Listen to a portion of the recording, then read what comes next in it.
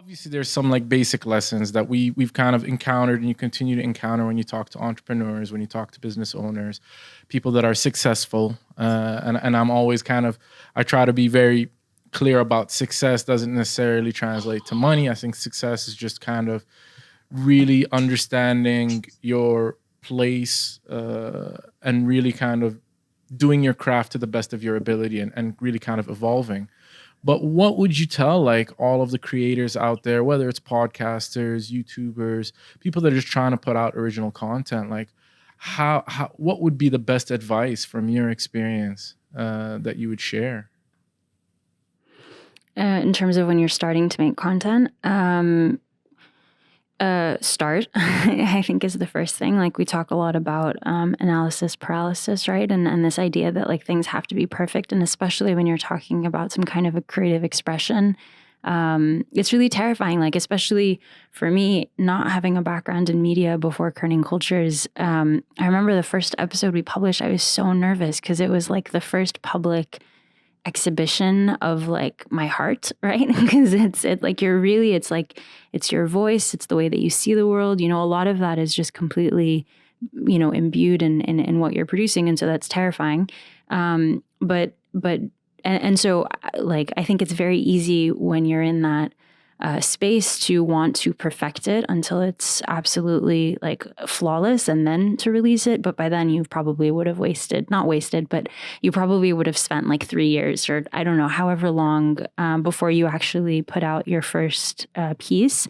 Whereas content creators, like you're going to continue to get better. And so my advice to any, regardless of the medium, is to just start and really engage your audience. And that was something that we were really intentional about from the beginning was, every episode we would send out to friends and family, the growing network of listeners who did not know us actually, and ask for feedback and be really, really encouraging for people to give us critical feedback. And then we would, incorporate that those opinions into what we did next. And that's how we got better and better. Was it challenging to get that critical feedback or that the tough feedback, the people that don't enjoy it? Because we're still kind of building up our skin right now as we're doing this. Me and there are moments where I do sit in the corner and cry myself to sleep, but for the most part, but yeah, like, was it challenging? Because I get that. I understand that very well. We're right in the starting phase.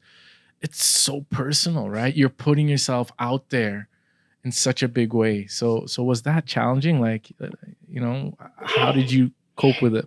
I think your perspective on feedback that comes through, like you just have to be, you have to grow thick skin for sure in any sort of public sphere. I think you need to just have that. But then the second thing is they say that you actually shouldn't listen to every single piece of feedback. You should listen to the most repetitive pieces and the loudest pieces.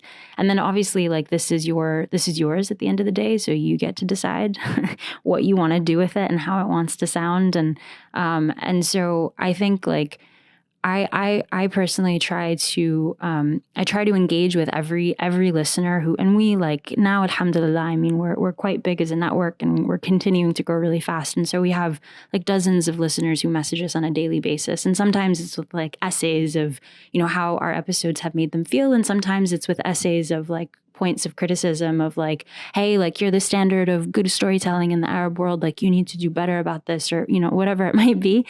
And we like really, we take every single message to heart and we try to answer, we do answer every message that comes through.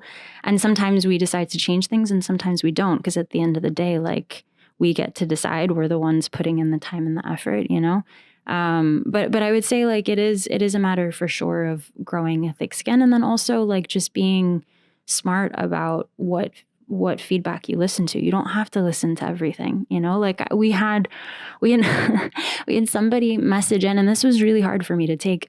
Somebody messaged in and they were like, hey, I love your show, but the host, her voice is like terrible. And that's me, right? Like I was the host and they said it's like a fake American accent. And I'm like, dude, I went to like American schools. Like how am I supposed to change my voice? Like, like I don't, but there's some stuff that like, yeah, of course it like hits you. But like at the end of the day, like, I don't know what to do with that. I'm just going to put it in a box and hopefully forget it happened.